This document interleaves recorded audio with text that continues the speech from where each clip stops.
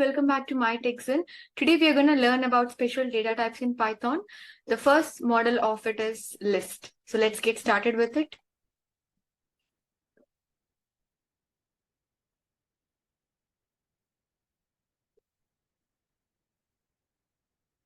So let's make a Replit page and let's call it list. And basically list is one of the mostly used special data type because this has a lot of methods and a lot of problems can be solved with the help of list. So first of all, why this is a special data type is the question that you should get. So far we already finished integers, float and string. So now we're going to enter into special data types topic, which is going to start with list. The one common point between the special data types is it can store more than one value. So let's see how that happens. So list is one of the special data types which uses square brackets in order to proceed further.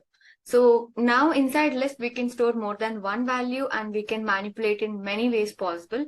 Let's see at least 5 techniques today in order to proceed with the list. So first let's make a list and let's take a variable. Let's call it list number 1.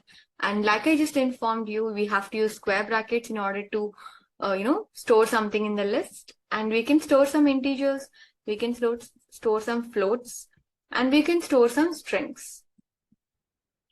So as you can see that I've involved all the 3 basic data types that we learned so far, right? And now let's gonna print the list.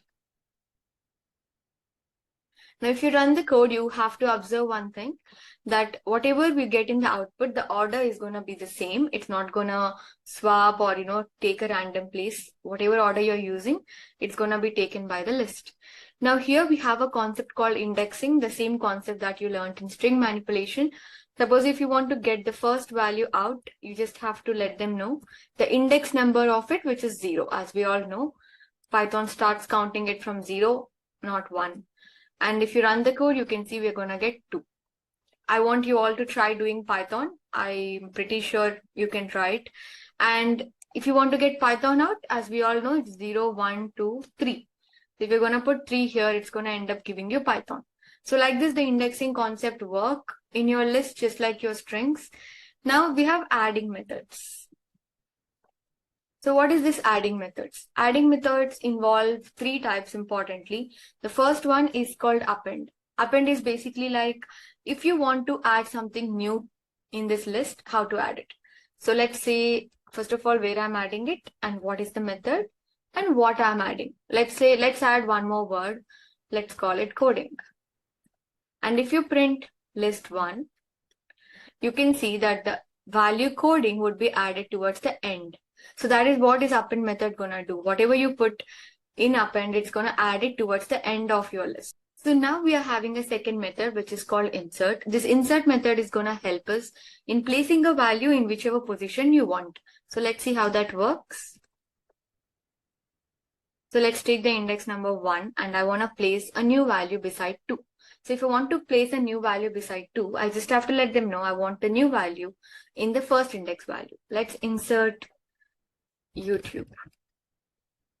And if you print the list 1 right now, you can run the code and see it.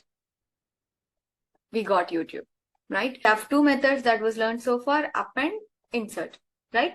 But the drawback of these 2 methods is they can only add one value at a time. So how to add multiple values at a time comes through your extend method. So we have list and we can extend.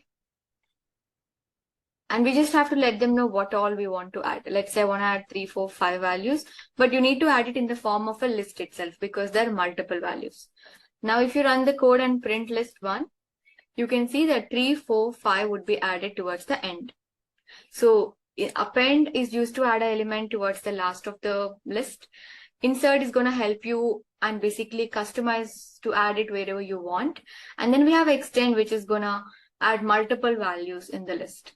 Correct? So these are the adding methods from your list topic. And then we have something called deleting methods. Let's finish them also. Deleting methods, I think the name itself suggests you basically how to delete something from the list. So we have the first model, which is called pop. So if you're using a pop method, basically you need to tell them what you're popping. What is the index number? Let's say I want to pop this 5.6. We know that indexing starts from 0. So 0, 1, 2, 3. So 3 is going to be 5.6. So we just have to tell them the same thing. List1 dot pop 3. So most of you must be thinking that 3 is nothing but this 3. No, it's not the actual value. It's the index number. Index number 3 is nothing but 5.6. If I say index number 2, then it's going to be 3. So let's check how it's actually going to pop that for us. So list1 and run the code. Look at this. 5.6 is deleted. Now, sometimes people might feel that this is little complex. I want to delete it directly. Let's say I want to delete coding directly. How would I do that? So then comes another method, which is called remove. So in this remove method, you just have to let them know what you're planning to remove. And they're going to do that for you. There we go. Let's run the code and check it out. Ta-da! We have the coding that is removed. So these are adding methods and deleting methods from your list topic. We have more methods upcoming, like sorting techniques, mass methods, all of that. We're going to see that in the part 2 of the list. Thanks for watching the video. We're going to post more videos. Please subscribe and like, share, and hit the bell icon for all the updates. Thank you. Bye-bye.